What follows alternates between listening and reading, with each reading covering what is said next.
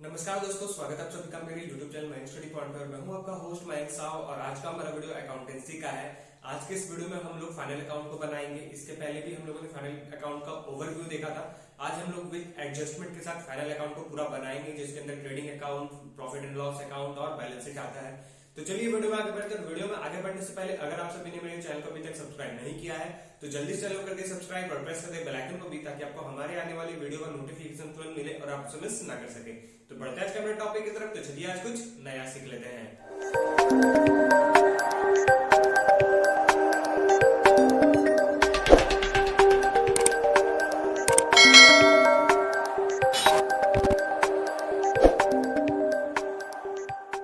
तो दोस्तों, trading account या फिर फाइनल अकाउंट बनाने से पहले हम लोग रिकैप देख लेते हैं कि फाइनल अकाउंट हम लोग कब बनाते हैं और कैसे बनाते हैं। तो सबसे पहली बात कि फाइनल अकाउंट जो होता है वो इंडिविजुअल बिजनेसमैन जो होते हैं वो लोग बनाते हैं, सोल प्रोप्राइटर्स जो होते हैं वो बनाते हैं। तो वो कैसे बनता है, तो देखिए दोस्तों, बिजनेस जब स्टार्ट होता है तो बिजनेस के अंदर हर दिन कुछ ना कुछ होता रहता है, कुछ ना कुछ घटनाएं घटती रहती है। जैसे कि हर दिन कुछ ना कुछ ट्रांजेक्शन होता रहता है, पैसा का लेन देन।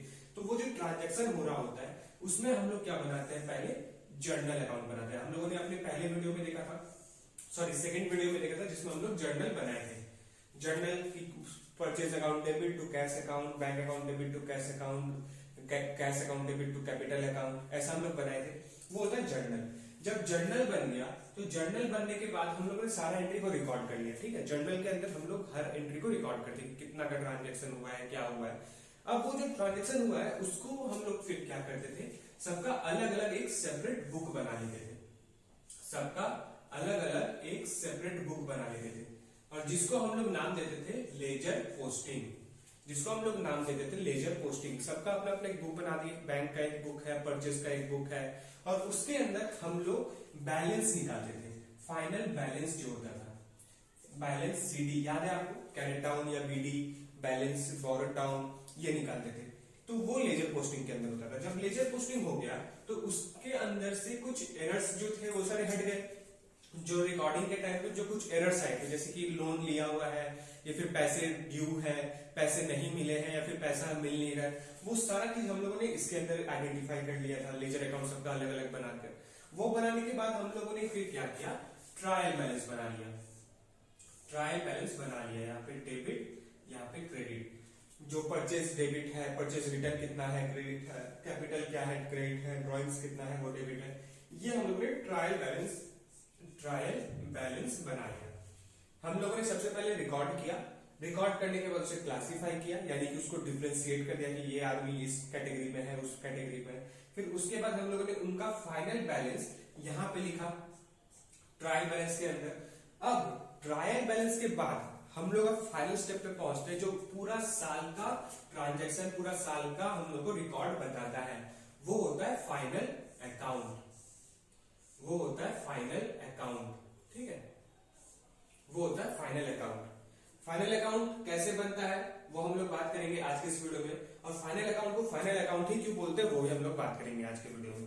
तो फाइनल अकाउंट को फाइनल अकाउंट इसलिए बोलते हैं क्योंकि हम लोग जैसे एक स्कूल में काम पढ़ते हैं, फर्स्ट 3 महीने में हम लोग का यूनिट टेस्ट होता है। यूनिट टेस्ट के बाद 3 महीने बाद हम लोग का फिर से हाफ ईयरली होता है, फिर यूनिट टेस्ट होता है, फिर हम लोग फाइनल देते हैं। तो ये वही चीज होता है कि बिजनेस के अंदर पहला हर दिन वो यूनिट टेस्ट लेते हैं कि देखें आज के दिन क्या ट्रांजेक्शन हुआ है, कल के दिन क्या ट्रांजेक्शन होगा, मतलब कि हुआ था। फिर लेजर हम लोग बनाते कि अच्छा आज इस आदमी ने इतने रुपए दिए, अच्छा इस आदमी ने आज उतने रुपए बेचे हैं, ये किए वो किए, हम लोग वहां पे करते हैं। फिर हम लोग का जो पूरा साल का बैलेंस बचता है कि इतना साल में ये बैलेंस खत्म होता है, वो बैलेंस को हम लोग यहाँ पे लिखते हैं, ट्रायल बैलेंस बनाते हैं। हम लोग प्रीवियस वीडियो में भी देखे थे।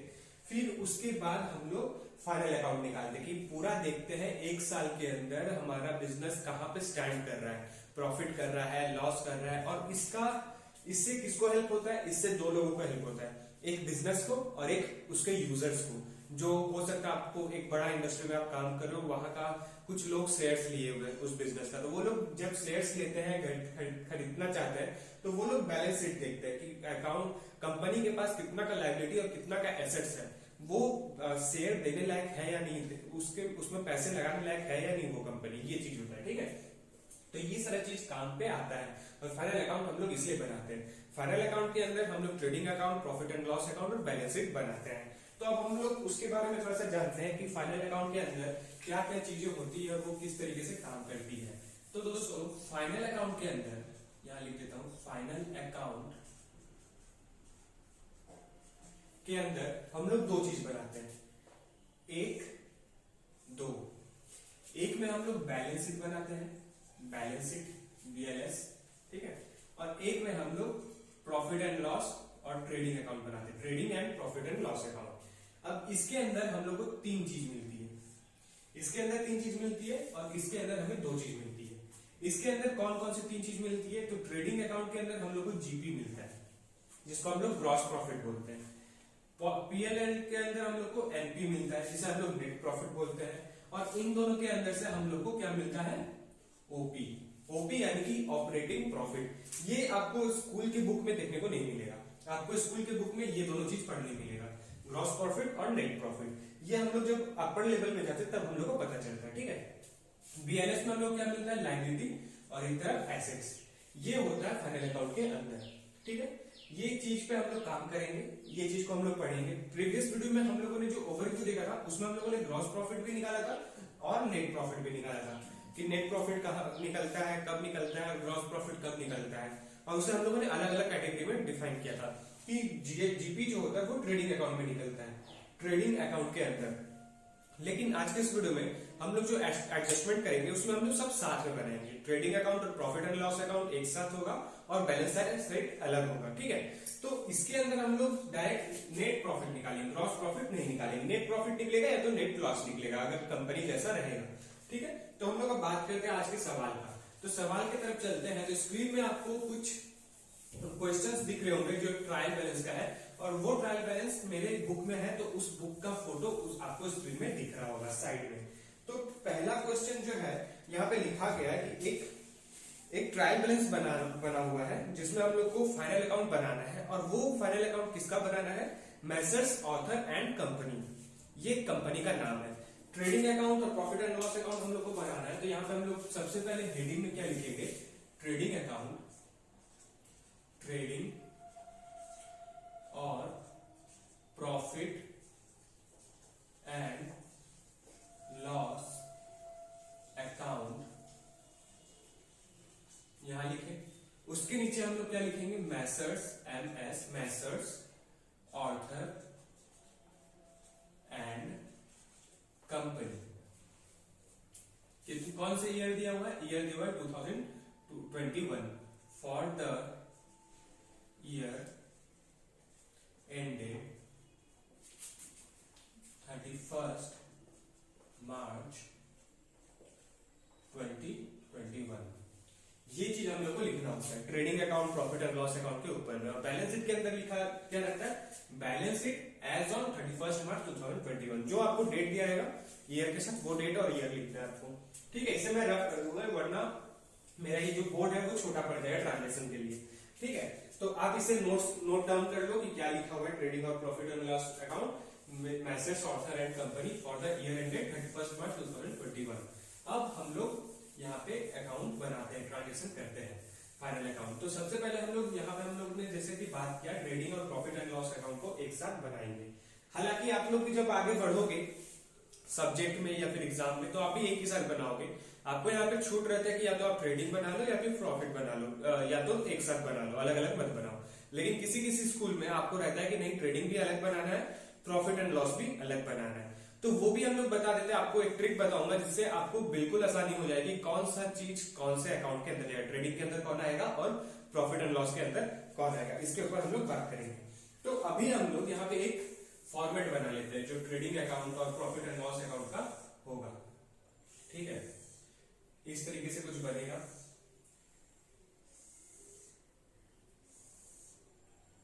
ओके, इस तरीके से आपको कुछ दिखेगा।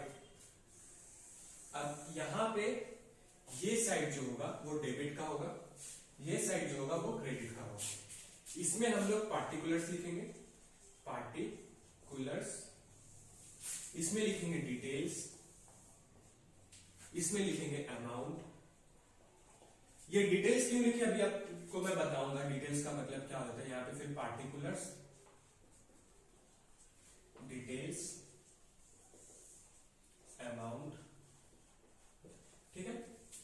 डिटेल्स इसलिए लिखते हैं कि किसी किसी ट्रांजेक्शन में हम लोग का हो सकता है एडजस्टमेंट हो, जैसे कि हम लोग ने बात किया कि आज हम लोग एडजस्टमेंट का बात करेंगे, तो जो एडजस्टमेंट होंगे वो सब एडजस्टमेंट हम लोग यहाँ पे लिखेंगे और उसका फाइनल अमाउंट जो होगा वो यहाँ पे लिखेंगे, ठीक है।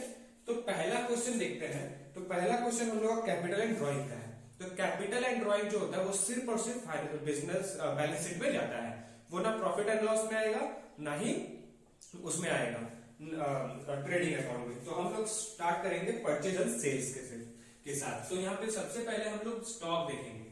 परचेज अकाउंट तो है लेकिन हम लोग उसके पहले क्वेश्चन के अंदर स्टॉक देखेंगे, ओपनिंग स्टॉक या फिर सिर्फ स्टॉक कुछ लिखा है या नहीं लिखा है। तो हम लोग को देखने को मिल रहा है क्वेश्चन में स्टॉक 1/1/2021। तो स्टॉक के अंदर लिखा हुआ है कितना 7300। तो यहाँ पे लिखेंगे टू स्टॉक 7300 फाइनल, ठीक है। अब उसके बाद दिया है परचेज एंड सेल्स 32,400 88,200। तो यहां पे हम लोग टू परचेज कितना लिखा है यहाँ पे 32,400 और उसके ठीक नीचे देखिए एडजस्टमेंट में लिखा हुआ है रिटर्न्स, यानी कि परचेज रिटर्न जो होता है या सेल्स रिटर्न जो है एक साथ लिखा हुआ है। तो उसमें एडजस्टमेंट है तो हम लोग डिटेल्स वाले पोर्शन में लिखेंगे। तो यहाँ पे कितना आ जाएगा 32,400 और लेस रिटर्न, ठीक है। रिटर्न कितना है 2,300, ठीक है। अब इसे हम लोग लेस करेंगे। आप लोग समझने के लिए यहाँ पे ब्रैकेट में डाल दो ताकि आपको एग्जाम के टाइम पे कुछ प्रॉब्लम ना हो कि ब्रैकेट वाला ऐड करना है या लेस करना है, आप लोग को याद रहेगा और गलत भी नहीं होगा। तो यहाँ पे हम लोग इसे कैलकुलेट करते हैं तो 00103 ये हमारा अमाउंट निकल गया 30,100। अब यहाँ पे लिखा हुआ सेल्स, तो बाई सेल्स कितना रुपए है 88,200, ठीक है। इसमें लेस रिटर्न कितना रुपए है 2,150। अब इसे भी कैलकुलेट करते हैं। तो यहाँ पे अपना आ गया 0, यहाँ पे आ गया अपना 5, यहाँ पे आ गया 0, यहाँ पे आ गया 6, यहाँ पे आ गया 8, 86050, ठीक है 05068, हाँ ठीक है। अब फिर देखते हैं दूसरा हमारा क्या है। दूसरा हमारा कैरेज है। दोस्तों अब देखिए, अब यहाँ पे आपका प्रॉब्लम शुरू होता है, मेन प्रॉब्लम जहां पे आप बहुत कंफ्यूज होंगे। वो कैसे कि आप पूछोगे सर हम लोग को जब स्कूल में बोला जाए कि अलग अलग बनाने ट्रेडिंग अकाउंट और प्रॉफिट एंड लॉस अकाउंट, तो उसमें हम लोग कैसे आइडेंटिफाई करें कि कौन सा चीज डायरेक्ट है और कौन सा चीज इनडायरेक्ट है। तो ट्रेडिंग अकाउंट के अंदर जो होता है वो डायरेक्ट एक्सपेंसेस आते हैं, जो आपको मैन्युफैक्चरिंग कंपनी से अपने गोडाउन तक यानी कि अपने बिजनेस तक लाने में जो कुछ भी खर्च हो रही है वो होता है ट्रेडिंग अकाउंट, वो होता है डायरेक्ट एक्सपेंस के अंदर और वो जाता है ट्रेडिंग अकाउंट में। बाकी दुकान आपके बिजनेस से कस्टमर तक पहुंचाने के लिए जो कुछ भी खर्च हो रहा है, जो कुछ भी, वो होता है इनडायरेक्ट एक्सपेंसेस, तो वो जाता है प्रॉफिट एंड लॉस अकाउंट में। ठीक है, समझ में आया। जो भी डायरेक्ट इनकम या फिर डायरेक्ट एक्सपेंस हो रहा है वो जाता है ट्रेडिंग अकाउंट, जो भी इनडायरेक्ट इनकम और इनडायरेक्ट एक्सपेंस होता है वो जाता है प्रॉफिट एंड लॉस अकाउंट में। तो पहला यहाँ पे दिख रहा है कैरेज इनवर्ड। अगर आपको हो सकता है कैरेज आउटवर्ड दे दिया हो, कैरेज इनवर्ड दे दिया हो, तो अगर कैरेज आउटवर्ड दिया हुआ है तो वो प्रॉफिट एंड लॉस अकाउंट में जा रहा है, वो इनडायरेक्ट एक्सपेंस हो जा रहा है। और कैरेज इनवर्ड हो रहा है यानी कि मेरे बिजनेस में कहीं से आ रहा है वो ढोकर, वो सामान ट्रांसपोर्ट के जरिए मेरे बिजनेस में आ रहा है कहीं से, मैन्युफैक्चरिंग कंपनी से, तो वो हो जाएगा डायरेक्ट एक्सपेंस। तो यहां पे हम लोग कैरेज लिख दिए, कैरेज कितने रुपए का है 1500 रुपीज, यहाँ फाइनल अमाउंट भी लिखते हैं 1500 रुपीज। फिर आता है यहाँ पे लाइटिंग एंड हीटिंग।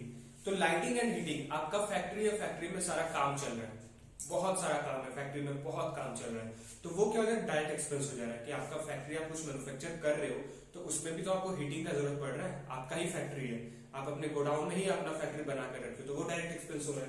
तो यहाँ पे लाइटिंग एंड हीटिंग लिख देते हैं। तो इसे मैं शॉर्ट में लिख दिया LH। ठीक है, कितने रुपए का है लाइटिंग हीटिंग 800 रुपीज का है, ठीक है 800 रुपीज। फिर आते हैं यहाँ पे water and gas. Water and gas ये भी आपका डायरेक्ट एक्सपेंस पे हो जा रहा है, तो यहाँ पे लिखेंगे टू W&G। आपको समझने के लिए मैं यहाँ पे शॉर्ट में लिख रहा हूँ वाटर एंड गैस, यहाँ पे मैं शॉर्ट में लिख रहा हूँ क्योंकि मेरे पास मेरा जो पेज है वो बहुत छोटा है और आपके पास पेज बहुत बड़ा है, तो आप लोग आराम से अपने पेज में साफ साफ अच्छे तरीके से लिखिएगा।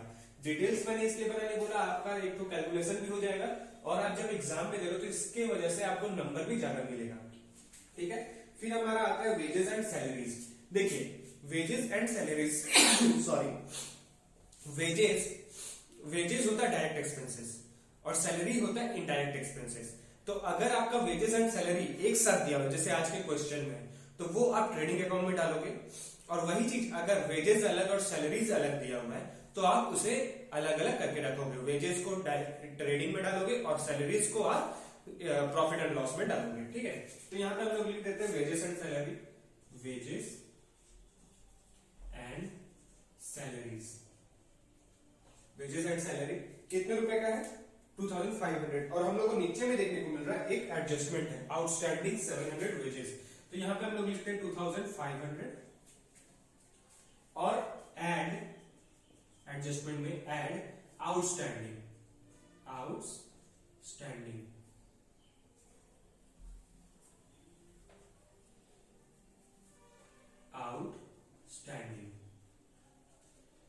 आउटस्टैंडिंग वेजेस कितना है? 700 रुपीज। ठीक है, इससे हम लोग ऐड करेंगे क्योंकि ऐड यहाँ पे लिखा है, ऐड करेंगे। अब क्या आ गया यहाँ पे? 100233200। ठीक है, फिर उसके नीचे क्या है? वेजेस के बाद है रेंट। रेंट जो है वो मेरे लिए डायरेक्ट एक्सपेंस भी हो सकता है, इनडायरेक्ट एक्सपेंस भी होता है। बस ये डिपेंड कर रहा है कि वो जो है बिजनेस के बाद, बिजनेस जहां पे कर रहे हैं वो है या फिर बिजनेस जहां पे हो रहा है वो है। ठीक है, तो यहाँ पे रेंट हम लोग इसके अंदर ही डाल दे रहे हैं। रेंट आप लोग ट्रेडिंग में भी डाल सकते हो, प्रॉफिट एंड लॉस में भी डाल सकते हो। रेंट कितने रुपए का है? 900 रुपीज का, और इसका हम लोग को एडजस्टमेंट भी देखने को मिल रहा है, वो भी आउटस्टैंडिंग में। आउटस्टैंडिंग का मतलब क्या होता है दोस्तों? आउटस्टैंडिंग का मतलब ये होता है कि हम लोग को पैसा बाकी है, हम लोग को पैसा नहीं मिला है या फिर हम लोगों ने पैसा नहीं लिया है किसी को, तो वो आउटस्टैंडिंग है। ठीक है, आउटस्टैंडिंग कितने रुपए का है? 300 रुपीज का है। यहां पे क्या आ जाएगा? 1200। ठीक है, 1200 रुपीज आ गया। फिर हमारा है इलेक्ट्रिसिटी चार्ज, टू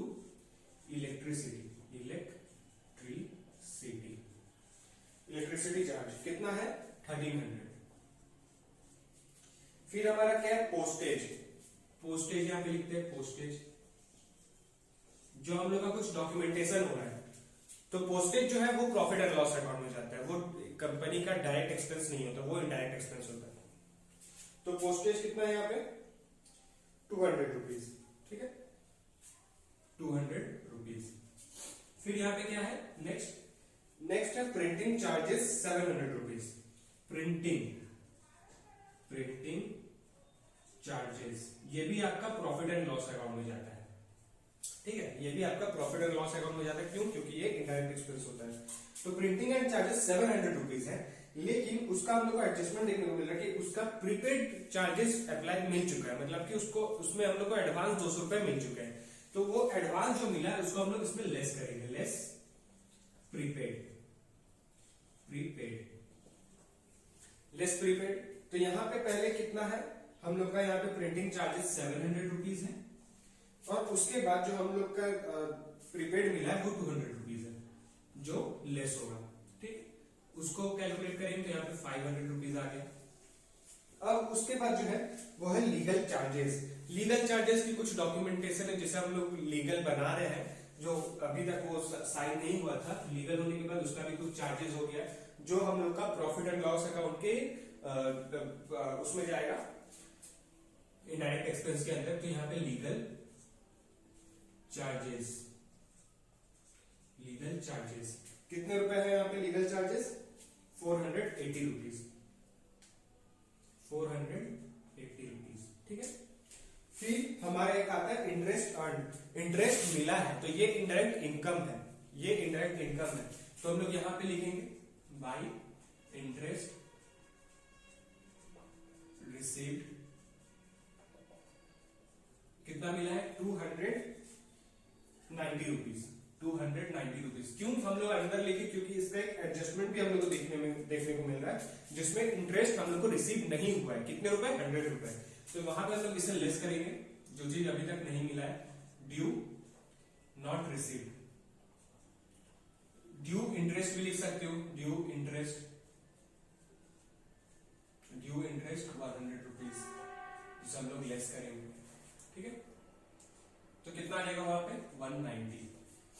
ठीक है, आप लोग इसे हम लोग बैलेंस शीट में एक्रूड इनकम भी लिख सकते हैं, ड्यू पेमेंट भी लिख सकते हैं, और आखिर में हम लोग देख रहे हैं एडजस्टमेंट में क्लोजिंग स्टॉक दिया हुआ है। क्लोजिंग स्टॉक कितने रुपए का? 5100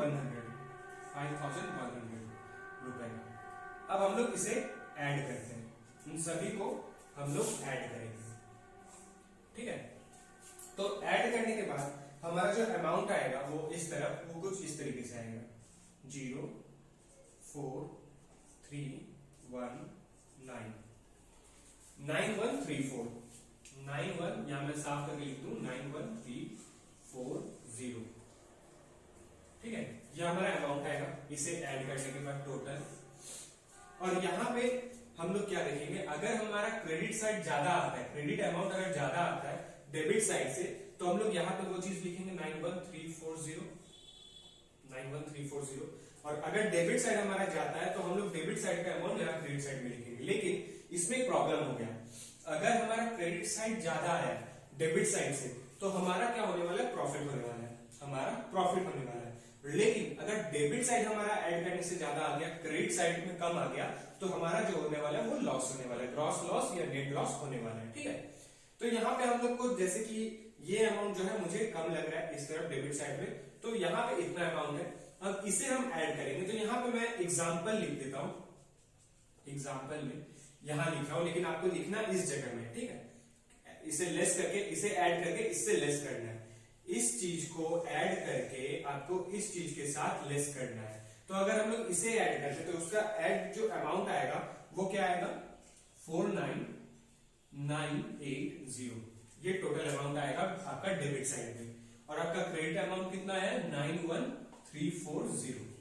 अब इसे हम लोग लेस कर दिए, लेस करने के बाद हमारा अमाउंट आएगा वो 41360। ये आपका प्रॉफिट है, नेट प्रॉफिट एनपी। ये आपका 41360 नेट प्रॉफिट है। ठीक है, अब लोग आप इस अमाउंट को याद रखिएगा, 41360। अब आप चाहो तो इसे लिख सकते हो, ग्रॉस प्रॉफिट आप जो लिखोगे यहां पे लिखोगे टू ग्रॉस या फिर नेट प्रॉफिट, नेट प्रॉफिट, यहां पे फाइनल अमाउंट लिखोगे 41360। ये ठीक है, नेट प्रॉफिट इतना रुपए, ये हो गया। अब हम लोग बैलेंस शीट बनाते हैं, तो आप लोग इसे पॉज करके इसे आप लोग लिख लो। तो दोस्तों हम लोगों ने प्रॉफिट एंड लॉस अकाउंट और trading account and profit and loss account बना लिया, जिसमें हम लोग का फाइनल नेट प्रॉफिट निकला 41360, यानी कि 41,360 रुपीज। अब हम लोग बैलेंस शीट बनाएंगे। तो बैलेंस शीट के लिए हम लोग को यहाँ पे पहले लिखना होगा बैलेंस शीट, हेडिंग में balance sheet statement as on 31st March 2021। आपको जो डेट दिया रहेगा वो डेट आपको लिखना है। ठीक है, यहां पे अब हम लोग फिर इसका अकाउंट बनाते हैं। यहां पे सेम उसी जैसा ट्रेडिंग का बना था, सेम टू सेम, क्योंकि इसके अंदर भी एडजस्टमेंट्स होते हैं, मतलब कि डिटेल्स वाले एडजस्टमेंट होते हैं। अब यहां पे क्या आएगा? यहां पे डेबिट क्रेडिट आएगा? नहीं, यहां पे आएगा बैलेंस शीट के अंदर liabilities, liabilities details amount assets details amount. ठीक है, अब ये होता है बिजनेस का एसेट, पता चलता है यहाँ पे कि बिजनेस का पास कितना एसेट है आपके बिजनेस में, कितना लायबिलिटी है आपके बिजनेस में। यहाँ पे मैं अपना बना रहा हूं मान लीजिए, तो यहाँ पे मैं अपना देखूंगा मेरे बिजनेस में कितना एसेट्स आ रहा है, कितना लायबिलिटीज आ रहा है। ठीक है, अब इसके अंदर क्या होता है और कैसे होता है वो मैं बताता हूं। आप लोग इसे अच्छे से एडजस्ट कर सकते हो, मतलब डेकोरेट करके लिख सकते हो कि पहले लिख दिए करंट लायबिलिटीज, उसके बाद नॉन करंट लायबिलिटीज या फिर लॉन्ग टर्म लायबिलिटीज, इस तरीके से हेडिंग बनाकर आप अच्छे से लिख सकते हो। तो एग्जाम के अंदर आप लोग इस तरीके से लिखोगे तो आपको फुल मार्क्स मिलेगा, और ये पेपर अकेले ही आपको 30 मार्क्स लाकर दे सकता है आपके एग्जाम्स में। तो इसे तो आप लोग बहुत अच्छे से समझिएगा, ये फाइनल अकाउंट का पेपर जो है वो आप लोग बहुत अच्छे से समझिएगा। वीडियो नहीं समझ में तो फिर से देखिएगा कि मैंने क्या किया है नहीं किया है, और प्रीवियस वीडियो भी इसका देखिएगा जहां पे मैंने ओवरव्यू दिया है, वहां पे बहुत अच्छे से मैंने बनाया है। और वैसे भी मैं ये बनाने के बाद, इस बैलेंस शीट का कंप्लीट होने के बाद, आपको स्क्रीन के अंदर, स्क्रीन में एक मेरा बनाया हुआ जो अच्छे से बनाया हुआ प्रॉफिट एंड लॉस अकाउंट है वो आपको दिखेगा, प्रॉफिट एंड लॉस अकाउंट और बैलेंस शीट। आप उसमें भी अपना मैच करके देख सकते हो, आंसर जो है सेम रहेगा और सही बना हुआ है। ठीक है, आपको उस तरीके से बनाना है अपने एग्जाम्स के अंदर। ठीक है, तो अब यहाँ पे लायबिलिटी को लिखते हैं। तो सबसे पहले हम लोग का क्या क्या छूटा हुआ था ट्रायल बैलेंस में, वो हम लोग याद रखते हैं। तो सबसे पहले हम लोग का छूटा था कैपिटल एंड ड्रॉइंग, तो वो हम लोग का लायबिलिटी आता है। तो यहाँ पे लिखते हैं कैपिटल, कैपिटल अकाउंट कितना रुपया है 86,140। अब यहां पे ऐड करते हैं, क्या ऐड करेंगे, जो हमारा नेट प्रॉफिट हुआ है, नेट प्रॉफिट जो हुआ है, तो वो नेट प्रॉफिट कितना है 41,360, 41,360। अब यहां पे लेस करेंगे, क्या करेंगे लेस, जो हमारा ड्राइंग हुआ है। ड्राइंग क्या हो जाता है, पेंटिंग वाला नहीं, यहाँ पे ड्राइंग वो हो जाता है जो आप अपने बिजनेस से अपने लिए कुछ निकाले हो। तो यहाँ पे ड्राइंग आया था DRAWINGS, ड्राइंग्स कितने रुपए का ड्राइंग किए हो 3,400 रुपीज का। अब इसे ऐड कीजिए, इसे ऐड करेंगे तो हमारा अमाउंट जो आएगा वो 124,100 आएगा। ठीक है, ये हमारा अमाउंट आ गया, फाइनल अमाउंट। अब इसके अंदर जो लॉन्ग टर्म या फिर नॉन करेंट लायबिलिटीज थे, जो नॉन करेंट लायबिलिटीज जैसे कि आउटस्टैंडिंग वेजेस, जो यहाँ पे हम लोग को आउटस्टैंडिंग रेंट और आउटस्टैंडिंग वेजेस देखने को मिल रहे थे। तो यहाँ पे हम लोग आउटस्टैंडिंग लिखते हैं, आउटस्टैंडिंग। अब उसके अंदर वेजेस है और एक है रेंट। वेजेस 700 रुपीज का था, रेंट 300 रुपीज का था। इसका ऐड किए, इसको लेस कर देते हैं, इसको ऐड कर देते हैं, तो यहाँ पे अपना आ गया 1,000 रुपीज। अब उसे हम लोग यहाँ पे ऐड करके फाइनल अमाउंट पे लिखते हैं 125,100। आपको नीचे डबल लाइन देना जरूरी है। ठीक है, डबल लाइन का मतलब होता है कि अब इसके बाद कोई ट्रांजेक्शन नहीं, ये पूरा फाइनल अमाउंट निकला हुआ है। ये आपको trading account, profit and loss account के भी अंदर सेम चीज करना है। अब एसेट्स का बारी, एसेट्स में हमारा कैश इन हैंड है, देख लीजिए आप लोगों को ट्रायल बैलेंस में दिखेगा कैश इन हैंड, कितने रुपए का कैश इन हैंड 5,600 रुपीज। यहाँ पे लिखते हैं 5,600 रुपीज। आप लोग चाहे तो यहाँ फाइनल अमाउंट में भी लिख सकते हो और डिटेल्स में भी लिख सकते हो, डिटेल्स में निकाल के आप फाइनल अमाउंट लिख देना, क्योंकि आपको और भी आगे जब क्वेश्चन मिलेगा तो वहां पे कैश एट बैंक मिलेगा, फिर शेयर होल्डर्स मिलेगा, फंड मिलेगा, बहुत सारी चीज मिलेगा, तो आप एक साथ डिटेल्स में लिख के फाइनल अमाउंट निकाल सकते हो। फिर हमारा आ गया फर्नीचर, फर्नीचर यहाँ पे फर्नीचर आ गया, कितने रुपए का फर्नीचर है 19,100 रुपीज। फिर आ गया हमारा मशीनरी, मशीनरी कितने रुपए का मशीनरी है 60,000 रुपीज का है, 60,000 रुपीज। फिर हमारा क्या आता है बिल्डिंग, बिल्डिंग, बिल्डिंग कितने रुपए का 35,000, बिल्डिंग 35,000 का आ गया। अब फिर हमारा क्या बचा एक क्लोजिंग स्टॉक, याद रखिए क्लोजिंग स्टॉक को आपको लिखना है कि फाइनल स्टॉक जो आपका बचा वो लिखना है, तो 5,100 लिख दो। फिर आपका क्या हुआ, जो प्रीपेड चार्जेस था वो आपको यहाँ पे लिखना है, प्रीपेड आपको पहले से मिला तो वो आपका एसेट ही होता है, तो प्रीपेड चार्जेस। आप लोगों ने इस तरह आउटस्टैंडिंग को लिखा तो आपको एडवांस भी तो लिखना होगा, तो प्रीपेड चार्जेस आप लिख दो यहाँ पे, कितना है आपका प्रीपेड चार्जेस 200 रुपीज। फिर आपको जो इंटरेस्ट अभी तक नहीं मिला है तो उससे आप लोग लिख सकते हैं ड्यू इंटरेस्ट, अभी तक नहीं मिला है, वो भी तो आपका एसेट ही होगा, तो ड्यू इंटरेस्ट यहाँ पे 100 रुपीज। अब इसे आप लोग ऐड कर दो, जब आप ऐड करोगे इसका तो इसका अमाउंट भी आएगा 125,100, ये अमाउंट। तो ये आपका बैलेंस शीट का एसेट साइड और लायबिलिटी साइड मैच किया है। अब अगर जब आपका ये बैलेंस शीट मैच करेगा लायबिलिटी और एसेट दोनों, तो आपका आंसर सही होता है। लेकिन बहुत टाइम पे ऐसा भी होता है कि आप कुछ गलत एंट्री कर दी हो इसके अंदर, लेकिन फिर भी बैलेंस शीट मैच हो गया। तो आपको वो चीज भी थोड़ा ध्यान रखना हो कि आप जो भी ट्रांजेक्शन एंट्री कर रहे हो वो सही जगह पे होना चाहिए। सिर्फ मैच कर देने से नहीं होता है, वो सही अमाउंट पे होना चाहिए। लेकिन कभी कभी ऐसा भी आपको क्वेश्चंस देखने को मिलेंगे जहां पे आपने सारे एंट्री सही किए इधर भी, लेकिन फिर भी कुछ ना कुछ डिफरेंस आ जाता है, या तो लायबिलिटी में आ जाएगा या तो एसेट्स में आ जाएगा। तो वो चीज जब एसेट्स में आता है तो वो चीज हम लोग लायबिलिटी के अंदर सस्पेंस अकाउंट में भी डालते हैं कि हो सकता है उस आईडी का अभी तक हम लोगों को कुछ पता नहीं चला है। तो वो सब अलग बात है।